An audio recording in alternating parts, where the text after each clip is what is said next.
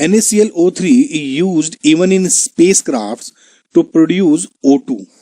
The daily consumption of pure O2 by a person is 492 liters and 1 atm 300 kelvin. अब देखिए इन्होंने कहा कि जो सोडियम क्लोरेट है, सोडियम क्लोरेट वो स्पेसक्राफ्ट में यूज करते हैं हम ऑक्सीजन को प्रोड्यूस करने के लिए, ताकि जो आपके एस्ट्रोनॉट्स हैं उनको बेसिकली जो ऑक्सीजन मिल सके।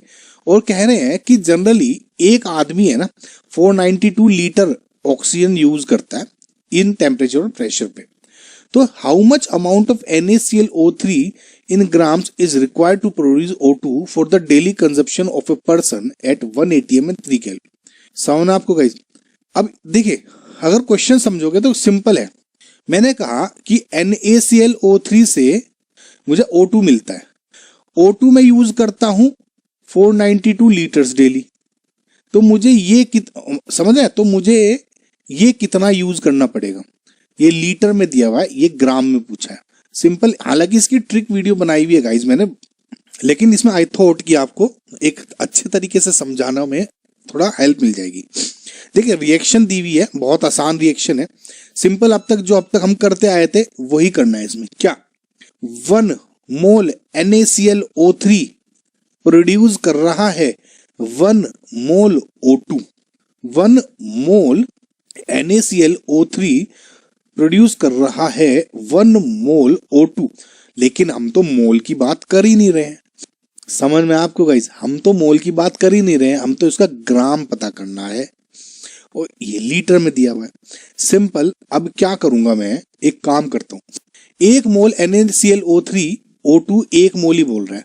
अगर मुझे इसका मोल पता लग जाए, कितने मोल में यूज कर रहा हूं, तो मुझे पता लग जाए इसके NaCl के O3 के मोल, और जिससे मैं इसका मोल पता है तो वेट निकाल सकता हूं। कुल मिला के कैसे, देखिए PV equals to nRT, pressure दिया है 1 atm इंटू वॉल्यूम दिया हुआ है 492 लीटर्स, एंड मुझे निकालना है R क्या दिया है 0.082।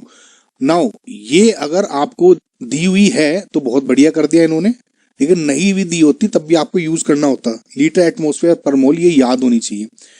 R की वैल्यू है ना, universal gas constant. Now temperature क्या है 300 केल्विन। इससे सॉल्व करोगे तो N की वैल्यू होगी आपकी 20। मतलब क्या है, 492 लीटर्स का मतलब है इन टेम्परेचर और प्रेशर पे 20 मोल ऑक्सीजन।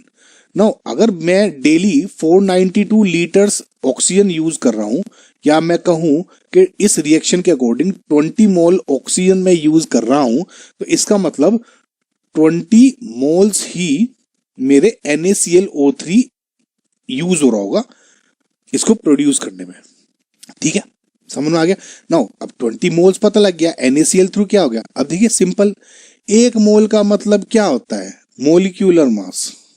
नाउ मोलिक्यूलर मास क्या है आपके NaClO3 का, कैलकुलेट कर सकते हो आप। सिंपल 106.5 में। देखिए मोलिकुलर मास कैलकुलेट नहीं कर रहा हूं डायरेक्ट, मैं ये सोच रहा हूं कि आपको आइडिया होगा कैसे कैलकुलेट करना है। ठीक है, Na का क्या है 23 एटॉमिक मास है, Cl का 35.5 है, ऑक्सीजन का 16 है, कैलकुलेट कर लेंगे आप। तो 106.5 ग्राम 1 मोल में, कितनी बार प्रैक्टिस कर चुके हैं अभी। सो 20 मोल का मतलब क्या होगा, सिंपल 20 इंटू 106.5 ग्राम, और जो कि कैलकुलेट करके आ जाएगा 2130 ग्राम्स। आई होप गाइज आप समझ गए होंगे इस क्वेश्चन को। बहुत इजी था गाइज, सिंपल, बस लैंग्वेज टिपिकल बना रखी थी और कुछ नहीं है।